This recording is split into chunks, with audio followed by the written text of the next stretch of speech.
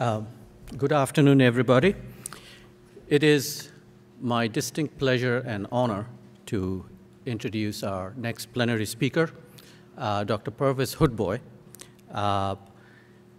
Before I talk a little bit about Dr. Hoodbhoy, I would like to begin by thanking the college, CNAS, the College of Natural Science and Applied Sciences, and the dean of the college, Dr. Yankee, for supporting this talk. Dr. Hoodbhoy is the Zora and Zizi Ahmed Distinguished Professor at the Foreman Christian College in Lahore, Pakistan. He has brought a distinct international flavor to this conference. I know there are other speakers who have also come from other parts of the world. He has taught for 44 years at Quaid-e-Azam University in Islamabad. It's a major university in Pakistan, very well known. Dr. Hoodbhoy is a physicist by training. He got his undergraduate and his graduate degrees from MIT. His undergraduate degree, I think, was in math and electrical engineering, and his PhD was in nuclear physics, all from MIT. And after graduating, he has gone back to Pakistan, and he's had a very distinguished career over there. He has been recognized for his work in the science and in popularization of science. In 1984, he won the Abdus Salam Prize for mathematics. In 2003, he won the UNESCO's Kalinga Prize. He has been a member of the American Physical Society. He has written extensively, talked extensively. If you Google him, go to YouTube, you will see his talks on physics, on physics, science policy, Islam, terrorism, and so on. So he has a very broad background, and as a result, he has been named as one of the 100 most influential people by the Foreign Policy magazine. Currently, he's serving. He's a member of the UN Secretary General's Advisory Board on Disarmament. And without much further ado, I would like to please give a warm welcome to Dr. Pervez Hoodbhoy, and I'm going to turn over this mic to him.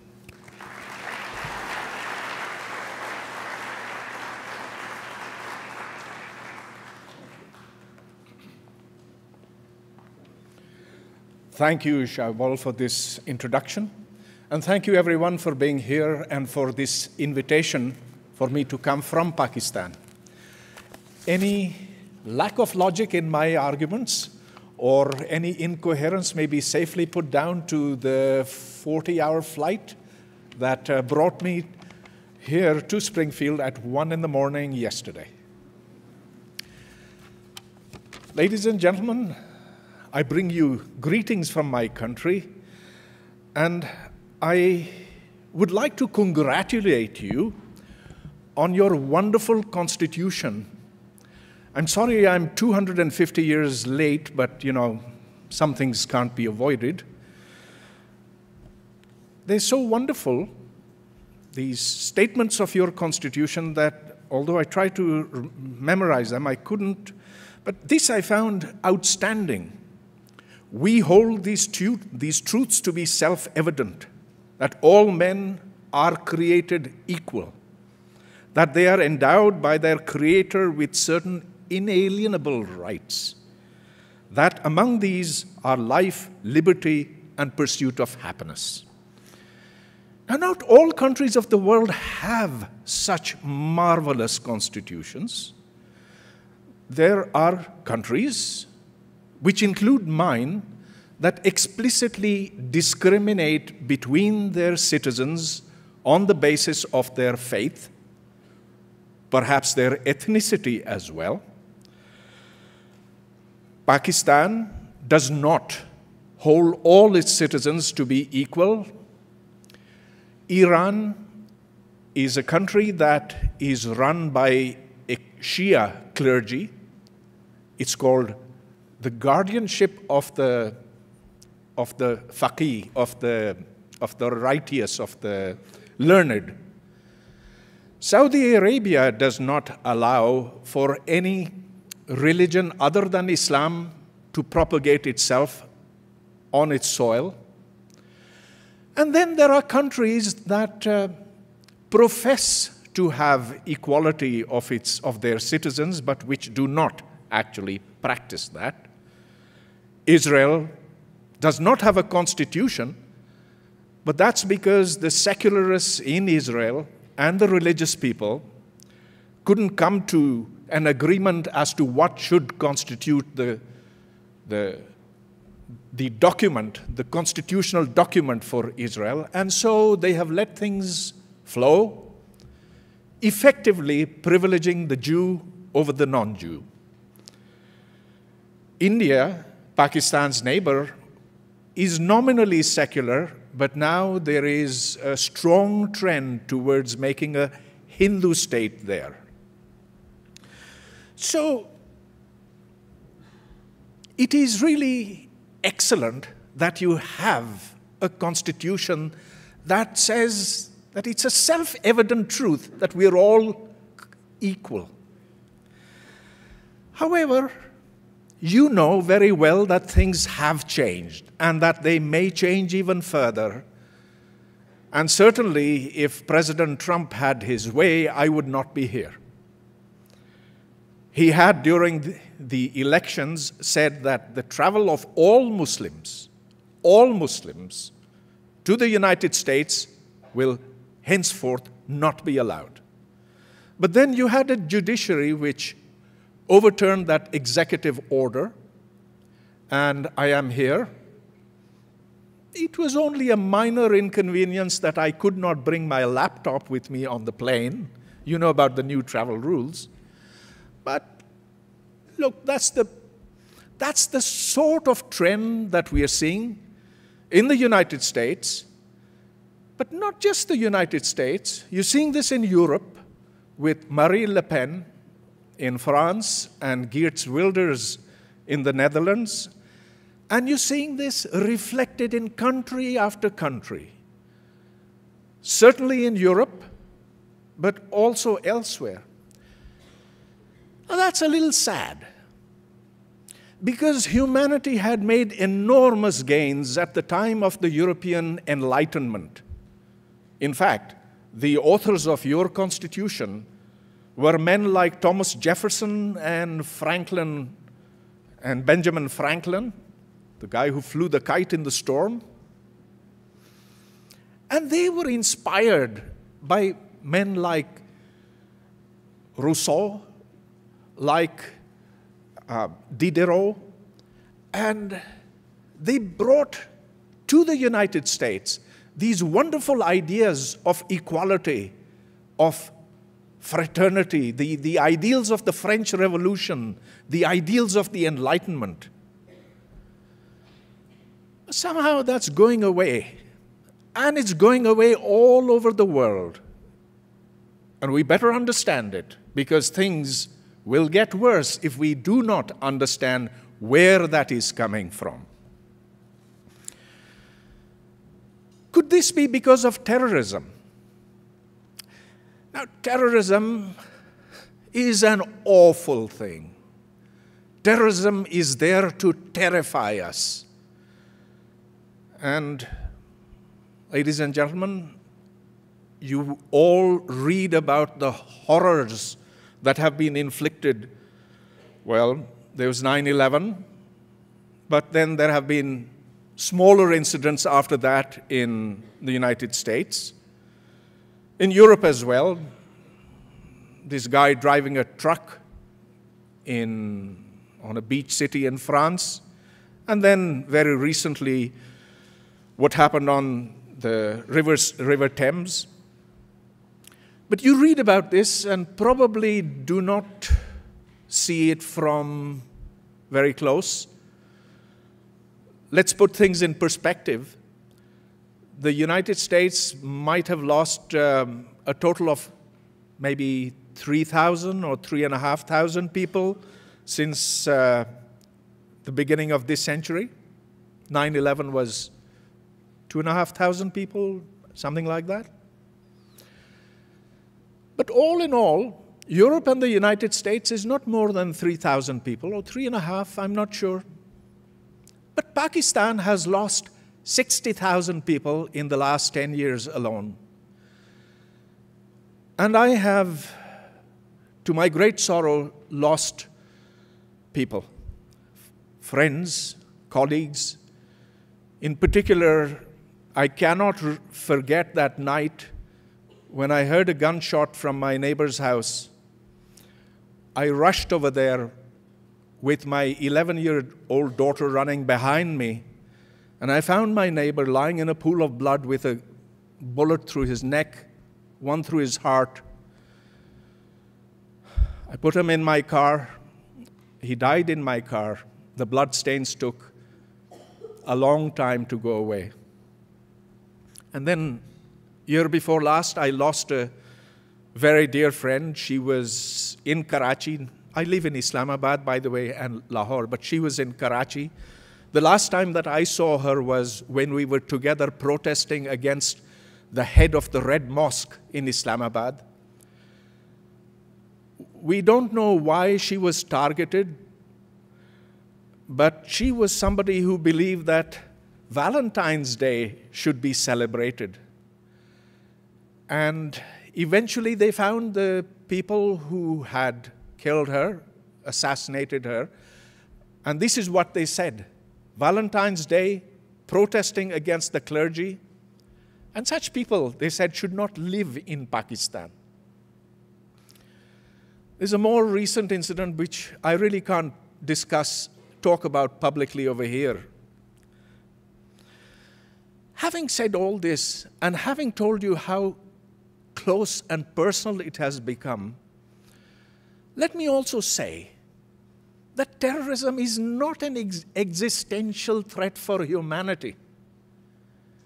Yes, lots of people have been killed, but unless terrorists manage to get their hands upon nuclear weapons, it's going to be something bad, but it's not something that's going to cause the world to collapse. And it's not really the reason why so much of the world is stepping back from those ideas of the Enlightenment and from liberal thought. So then, it behooves us to try and understand what is changing the United States, Europe, and in fact, other parts of the world as well. Well, first let me tell you what has changed my part of the world.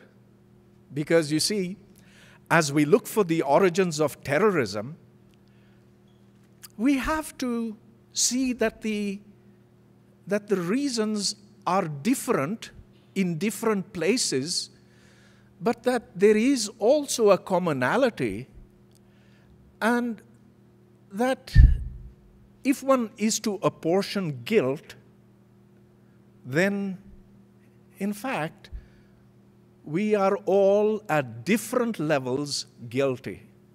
So let me begin by telling you how terrorism came to my country and how extremism became the order of the day. I grew up in the city of Karachi, where my neighbors were of different religions. There were Zoroastrians, you know, the fire worshippers. There were Christians, and we'd get along. And there was also occasionally a Hindu. But not very many Hindus were left, because at the time of partition in 1947, the Hindus had migrated to India. It was a terrible period of history. Perhaps the biggest bloodshed in modern times occurred at that time, in 1947. But after partition, and I was born 3 years after partition, things were, well, more or less normal. So we had neighbors who were friends, although they were Christians, although they were Zoroastrians, Parsis, and there was even a Sikh over there. But then this started changing, and today, in my neighborhood in Karachi, where my 93-year-old mother still lives, there is not a single person who is not a Muslim. They've all gone, they've migrated, it's become a different city, it's become a different country, and this is the country that has now suffered because of extremism, which has led to terrorism, tens of thousands of people dead. Well, how did it come about? This was 1979, when the Soviet Union invaded Afghanistan. And this is the time when 3 countries, Pakistan, Saudi Arabia, and the United States, joined up together to create the first global jihad of history. The Soviets were characterized as belonging to the evil empire. They were evil in a religious sense, not just invaders. And so President Ronald Reagan, ordered the most massive covert operation in the United States history. It required the arming and the training of Islamic warriors from distant parts of the world, from Saudi Arabia, Egypt, Algeria, the Central Asian countries, and of course Pakistan. And it was a brilliantly executed plan. They used the madrasas in Pakistan as the training ground and the ideological school where the godless Soviets had to be fought. Because this was to be a holy war, mind you. And so the University of Nebraska here prepared textbooks, of which I have copies and you can find on the internet, where they would, in the Pashto language, they would pose questions to 3rd graders and 4th graders. If a communist, and this is in the math syllabus, if a communist is 300 meters away from you, and a bullet flies at this speed, how long before it gets to his head? Etc. You can look these up on the internet if you like. Millions of Qurans, the holy books, were provided to these madrasas. They were given Stinger missiles to shoot down Soviet helicopters with. And ultimately it succeeded. It succeeded brilliantly in forcing the Soviets out of Afghanistan. The Mujahideen were celebrated in the United States by its media, by Ronald Reagan himself in the White House, where he made the famous statement, "You leaders," he's speaking to the Mujahideen, "are the moral equivalent of the founding fathers of America." So Thomas Jefferson, Benjamin Franklin, they were the equivalents. Well, as I said, it worked brilliantly. The Soviets had to leave. They left. The Soviet Union crumbled. And the rest is history. But then those Mujahideen, so the United States, after all, the goal was to get the Soviets, they got them. And then the Americans walked out, and they left Pakistan with a big trained army of mujahideen, fighters who knew how to fight. Now, of course, we in Pakistan could have said, thank you, sirs, you've done your job, now go back to where you came from. Mr. Osama bin Laden, you've done brilliantly, back to Saudi Arabia you go. But that didn't happen. We, Pakistanis, were guilty of using this trained army against India. We hate India, yeah. We want to get Kashmir, the disputed territory, from them. So we kept this army of trained mujahideen for our purposes. And we wanted Afghanistan to be our backyard, where our troops could retreat in case the Indians were too successful in getting into Pakistan. They have a bigger army after all.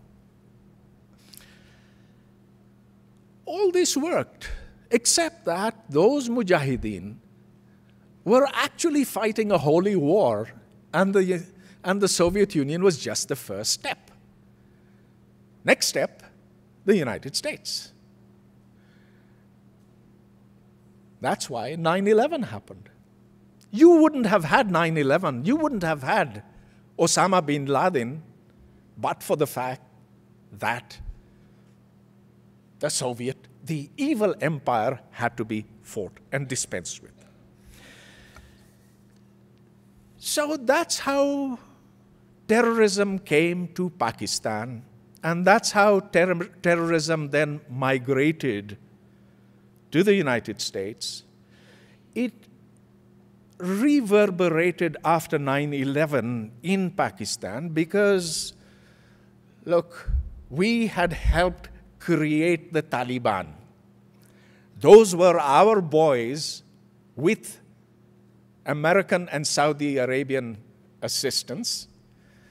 But now, after 9/11, when George W. Bush put a gun to our president's head and said, are you with us or are you against us? Our president, General Musharraf, said, I'm with you.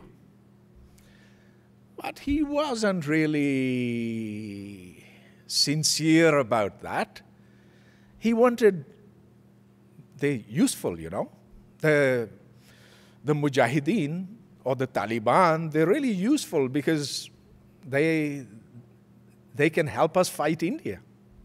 So he played a double game, and that became pretty obvious after a while. But when he turned against the Taliban reacted. And today they are split into two. One focuses upon the government of Afghanistan, which is democratically elected and is today supported by the United States. And another part of the Taliban turned against the Pakistani state, and that is why today the Pakistani state is under attack, bitter attack, by its own creation.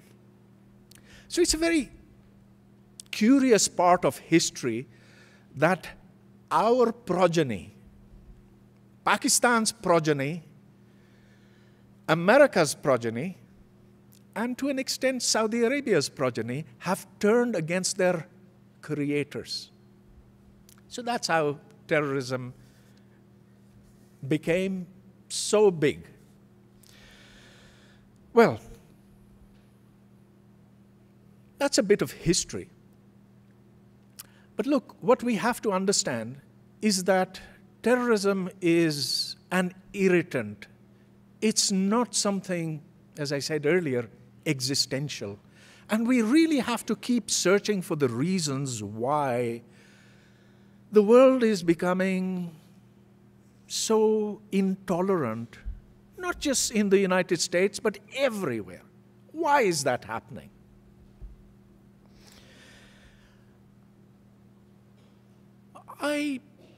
And here, you know, I'm looking forward for a dialogue with you because I don't understand it perfectly myself.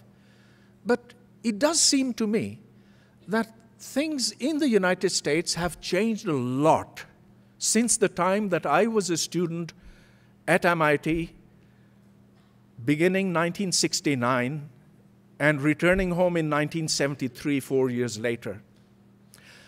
I see the difference between the rich and the poor in America being far greater than it used to be. I see college education as being now pretty restricted to the upper echelons of American society. I used to work in a cafeteria and then as a janitor, and working 20 hours a week, I could make 1/2 of my total expenses at MIT back in 1969. Today, if I was working, and I was doing minimum wage, $1.60 an hour it was in those times. Today, at the minimum wage, which I guess is $8 or $9, something like that, I don't think I'd be able to make more than 1/8 of the expenses at MIT, which would be something like $50,000 to $60,000. All you have to do is look at the statistics. According to the New York Times, 1% of the richest Americans have more wealth than 90% of the ones at the bottom. 1%. And then there was a Forbes survey which put the wealth of the 400 richest people in America. In 2013, their worth was $2 trillion. In 2016, that went up to $2.3 trillion. Look, you can talk about life, liberty, and the pursuit of happiness, but you're not going to get much happiness when there's so many poor people. So there's something wrong over here.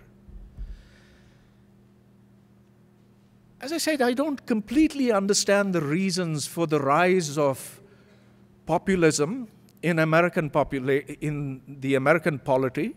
You are much better informed than I am. But I see this as sort of inevitable because back in the 70s, the United States had no rival in terms of the kind of technology that it could develop, and it had a virtual monopoly on high technology products of every kind. But now that's no longer possible. The fact is that with the spreading of technical education, scientific education, with the internet, knowledge economies have gone everywhere. Today, China is competing as an economic rival of the United States. The fact that manufacturing can no longer sustain the United States is not because of any particular president's policies. It's because the nature of work has changed and is going to keep changing. So the fact is that the United States can no longer be the unchallenged leader, the economic leader, or even the military leader of the world anymore. And because of the skewed income distribution, you're going to have serious, serious problems. When people cannot buy consumer items, the economy is not going to fly. But who am I to say what should happen over here? The problem is that when things go wrong, you always blame it on the foreigner. It's not you.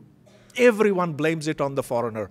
We blame our terrorism, the terrorism that happens in Pakistan, not upon our madrasa graduates, those guys who are brainwashed and programmed into murder and suicide.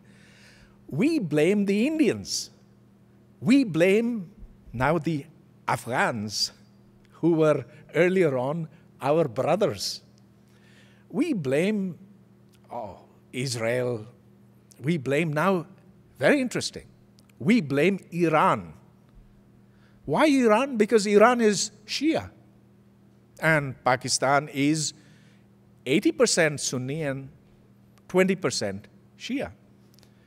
So we blame everybody except our own selves for the problems that we have. See, this is natural. Humans in times of crises, they retreat into primitivism.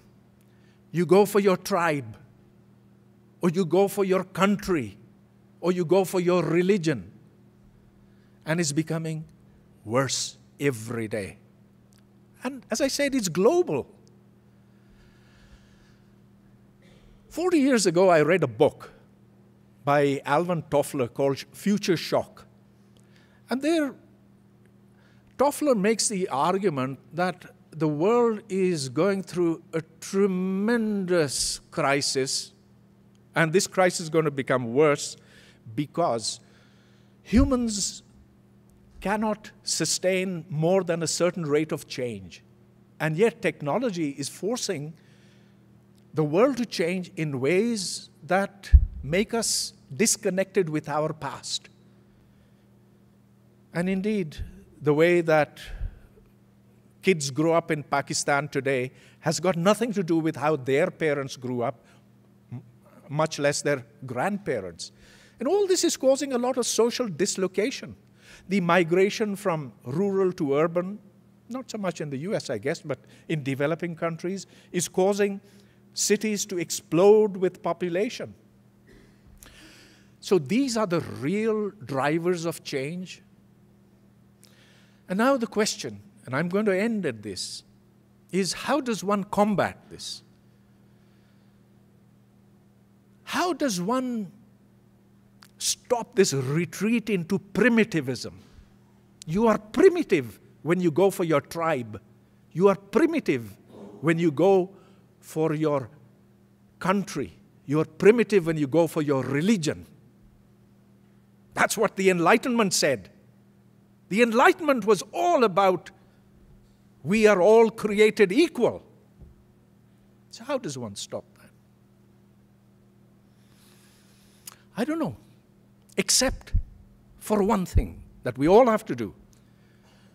We have to now understand our biological roots, understand that our genes make us selfish, understand that the way to break out of that is through the exercise of human rationality. Understand that it's all accidental, whether you were born black or brown or white, or in this part of the world or that part of the world, on this side of the border or that side of the border. You know, I have such a lot of fun with my students. I say to them, okay, you hate India, and you think Islam is the best religion, but I want to ask you, put your hands up, please. How many of you chose to be born Muslim? And how many of you chose to be born Pakistani? I say, no hands, no hands. Wait. So I said, if you were born on that side of the border, how would you be feeling about Pakistan? And so I tell my students, guys, grow up, grow up. It's all accidental. You didn't choose your parents, you didn't choose your country, you didn't choose your religion. Let's all become humanists. So I think that's the way to go. It's true there, it's true here, it's true everywhere. This planet has shrunk, borders are irrelevant, and the sooner we realize that, the greater our chances of survival as a species. Thank you very much.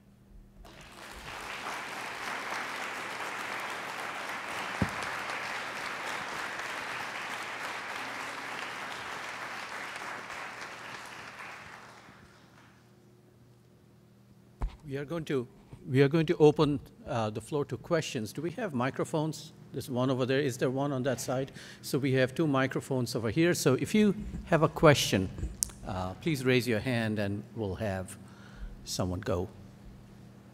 Questions?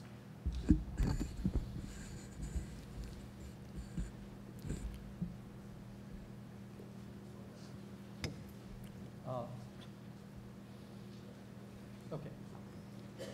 You know, my question was that one of the things you mentioned was that what initially happened in Afghanistan was what led to, you know, the explosion of extremism and terrorism in Pakistan. Do you see any parallels between what is going on in Syria right now with ISIS and what happened back in the 80s in Pakistan? Oh, absolutely. There is a very clear parallel over there. We saw that with the invasion of Iraq, the overturning of a dictator, Saddam Hussein, that complete chaos and anarchy broke out. And the only organized groups over there were Islamist groups. And then from the prison where these Islamists were kept, from there grew ISIS, or Daesh as they're called. The Islamic State grew from the invasion of Iraq, one that has caused, of course, terrible misery for the people of Iraq, but ISIS has, fortunately, it is being defeated right now in Mosul and in much of Syria, Iraq, but it is going to remain potent for a very long time. It will metamorphose into other forms, which hopefully also will be contained. But really, it comes from unthoughtful military action.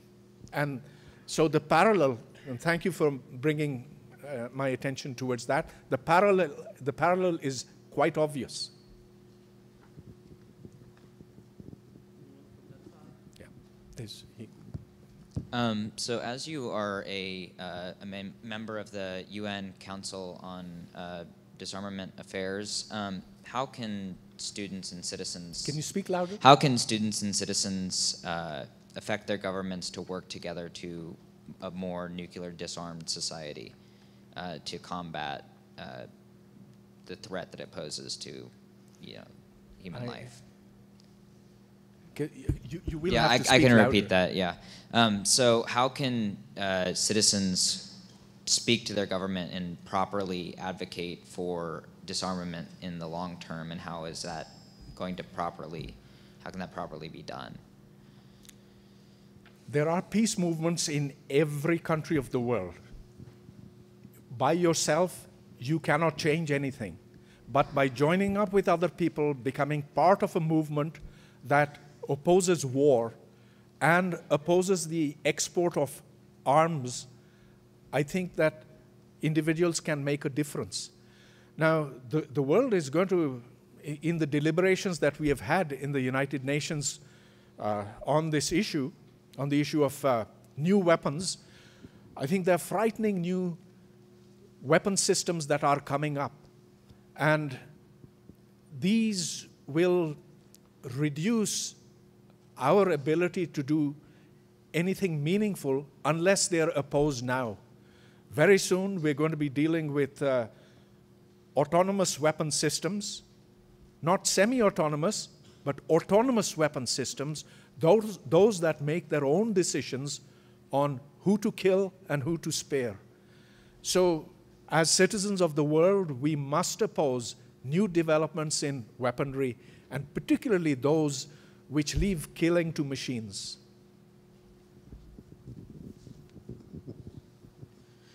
You talked about terrorism. How do you see the end of the terrorism? And you also talked about men not being treated equally in certain part of the world.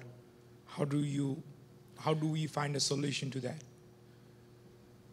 The terrorism is of two kinds. It is that which is perpetrated by organized groups and that which is perpetrated by disconnected individuals. Like, for example, what happened just a few days ago on the London Bridge, or Westminster, on the River Thames. I don't think there's very much you can do about that. You cannot know in advance that a particular individual has gone haywire, has an intent to kill. I guess the lethality can be controlled by not allowing that individual or individuals to have access to guns. But beyond that, I don't think there's much that can be done about individual acts of terrorism. They will continue to occur, however much we don't want that to happen. But in terms of organized groups, and among organized groups today, I think the most lethal is the Islamic State, Taliban, Boko Haram, Al-Shabaab, and so forth. There it needs a national effort, and one in which one must use all techniques that are discriminate, that do not have collateral damage or effects. And these groups must be destroyed. Their sources of funding must be tracked down. Their leaders should be killed. And I do not believe there is a point in negotiating with them. At the same time, we have to be very careful that there should not be the killing of innocents. And quite a bit of that has happened in Afghanistan and in Pakistan through US drone strikes. Now, I don't mean to open that up over here because it's a complex issue. I do believe that certain kinds of drone strikes are justified. I am extremely unpopular for having said that. But I do not believe that signature strikes should be sanctioned. Signature strikes are that, you see bearded guys getting into a pickup truck with weapons. That's not good enough, because there are lots of bearded guys in that part of the world, and lots of people carry guns. So it has to be much more specific, much more directed, because collateral damage, collateral killings then lead to a dynamic of their own, causing more terrorism rather than less.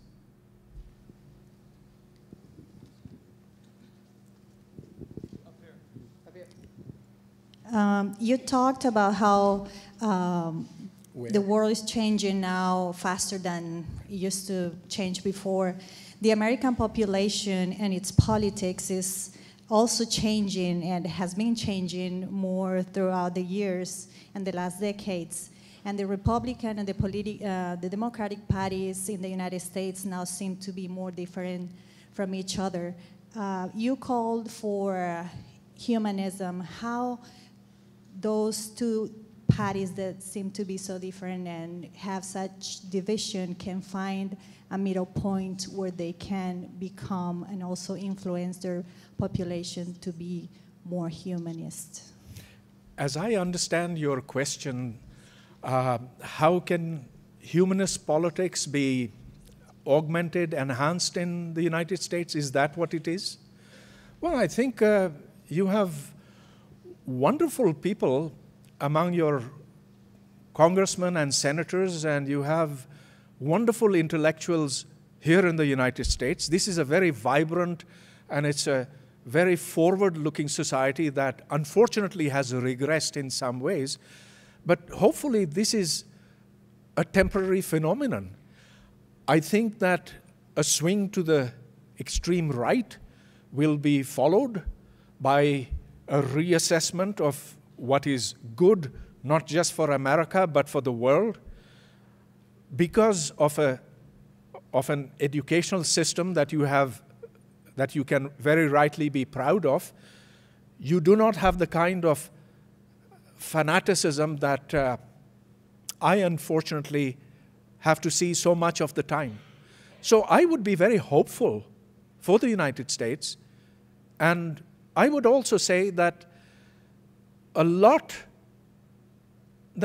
the United States' future will depend a lot upon how well you preserve your educational system to the extent that you can maintain critical inquiry, diversity of opinion, and an emphasis on the liberal arts.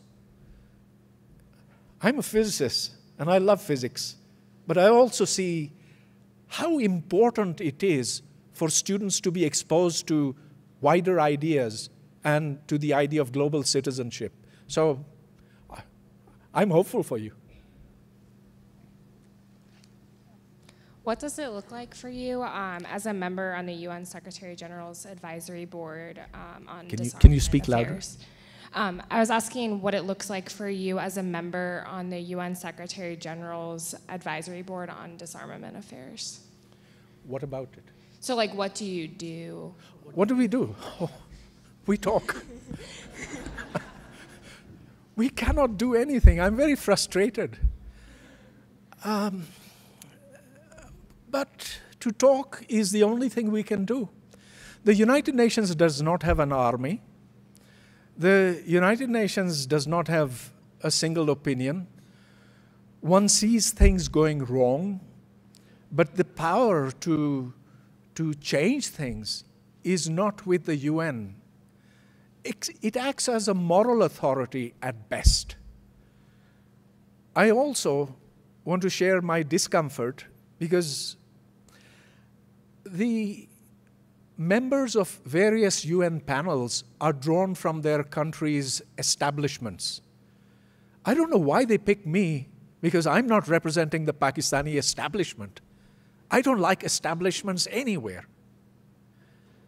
If people in UN panels could speak as global citizens, as those cognizant of the dangers that the whole globe is now facing, I think we would have greater moral authority of the UN, but we still wouldn't be able to do anything. Where do you see the Pakistani government's response to terrorism going in the future? And do you think that the increased threat of U.S. involvement in the Middle East will have any effect on it? What's that? I'm sorry, can you repeat the question? It's coming in a bit muffled over yeah. here. So speak slowly, please.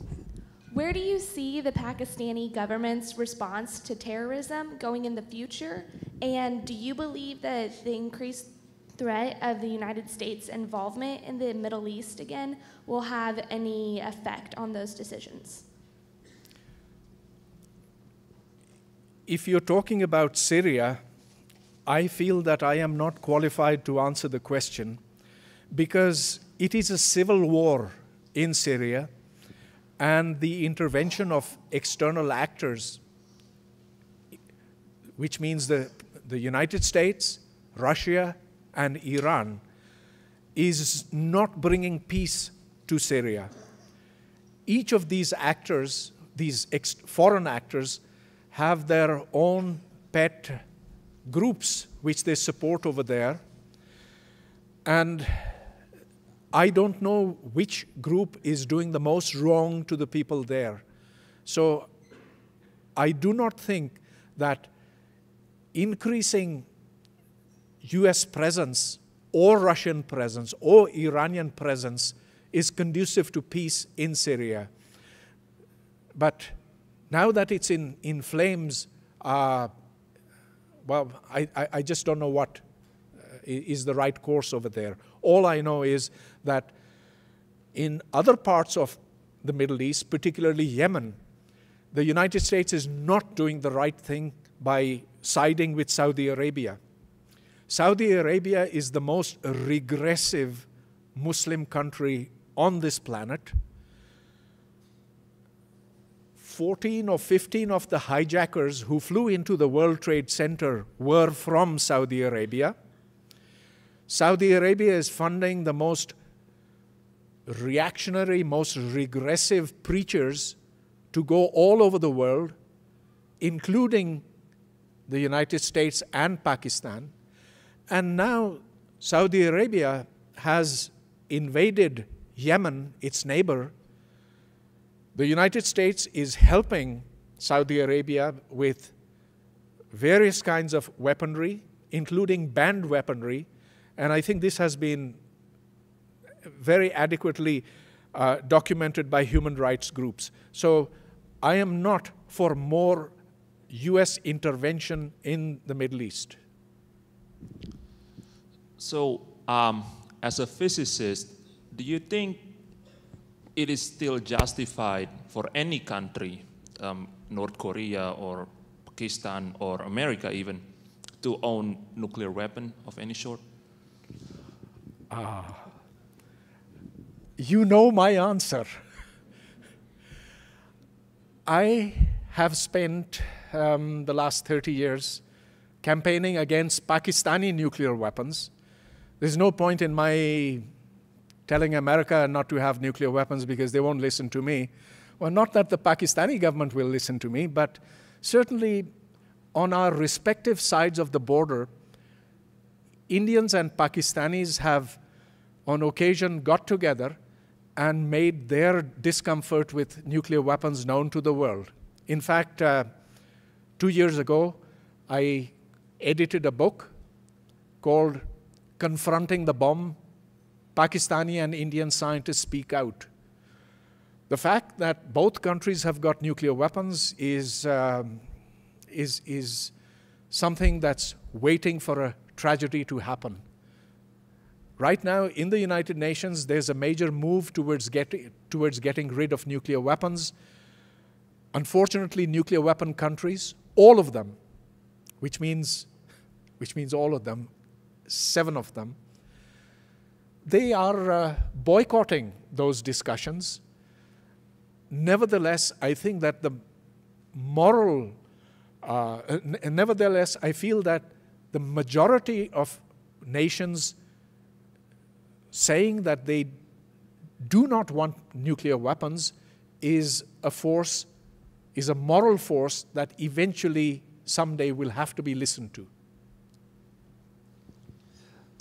I was wondering if you could speak to the perception that there's something within the Islam religion itself that condones violence, or has a small group of violent terrorists in effect hijacked and perverted the religion?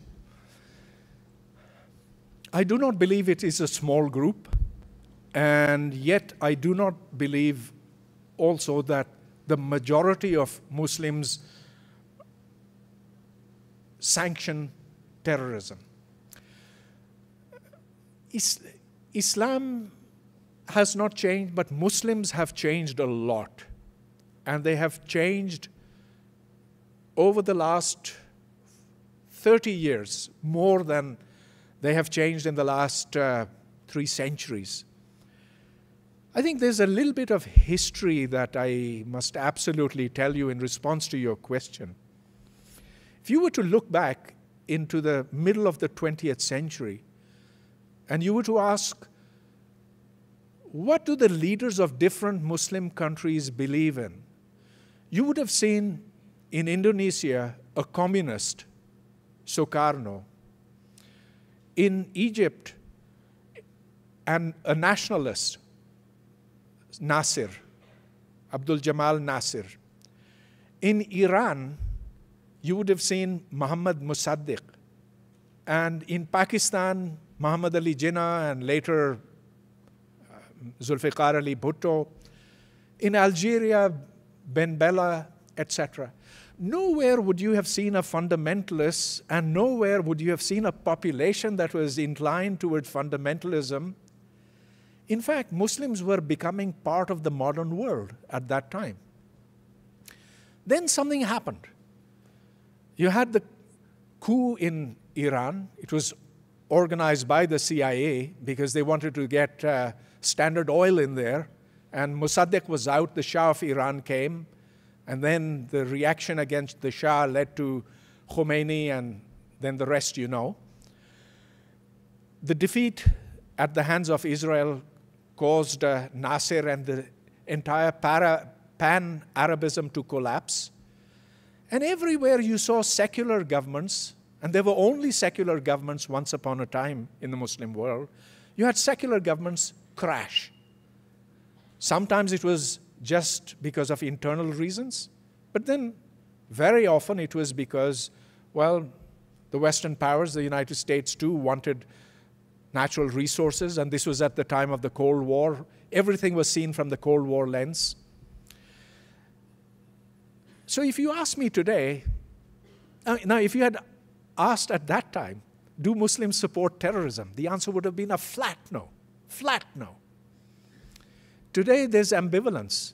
It's because the culture has changed. I'm hopeful because if it could be, if earlier on we could have had an absolute rejection of terrorism, of even violent jihad, then maybe we can return to that. But it all depends upon the political climate. And I do believe that human rationality can be brought into action, and therefore we can go back someday. I will make this brief. So with the accumulating exportation of arms to terrorist groups as well as the small threats like the London Bridge, what is your overall prediction of how all of this is going to turn out with the small amount of control that we have? I'm sorry, I didn't quite get it. So we have an accumulating exportation of arms and small threats, including the London Bridge. I just want to know what your prediction is of the overall outcome, if it'll be war or what your prediction is. I do not have a crystal ball and I cannot predict, but certainly if there is consciousness on what causes terrorism and what the impact of weapons, the export of weapons is, then we can get a handle on that. But in terms of predictions, I don't know. I don't know what's going to happen about North Korea. Things are in such a flux over there.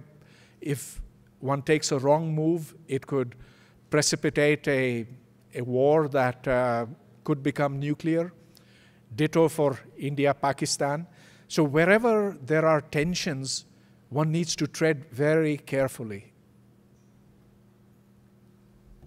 Let's take one last question and then we'll move on. So you proposed that change should occur, and it always is occurring. But the thing about humans is change is difficult for them. So if you push it too hard, it nearly always fails. But we need change in order for things to get better. So where's the balance of trying to convert these types of thought, these ways of thinking, into rational ways of thinking? How hard should we push to avoid making the process fail? Or should we just let it go naturally, like it has been over years? You need to think globally, but act locally, and act with all the power that you have. When it comes to your next elections, you have to become part of that. You have to become part of a team that, which, in your opinion, will get the candidate who promotes peace into a position of power. And this is not just for you, this is for people around the world.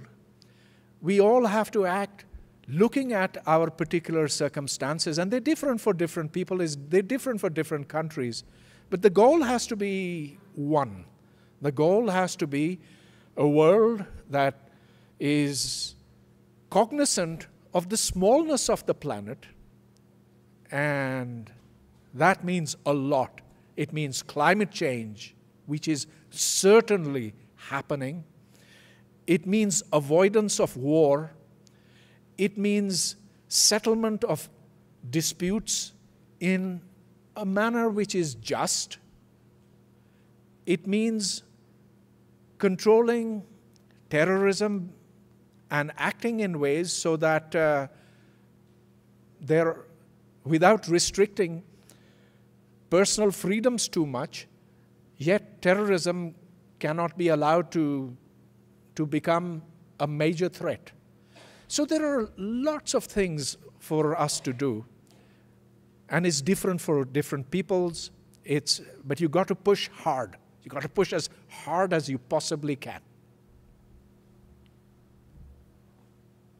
Let us thank Professor Hoodbhoy one more time.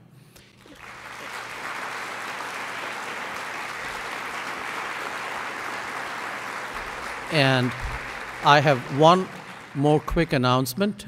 Professor Hoodbhoy will be giving a technical talk in the physics department tomorrow at 4 p.m. So if you want to know more about the Schrodinger's cat, not from the Big Bang Theory, but the real Schrodinger's cat, I would like to invite you. And black holes, yes.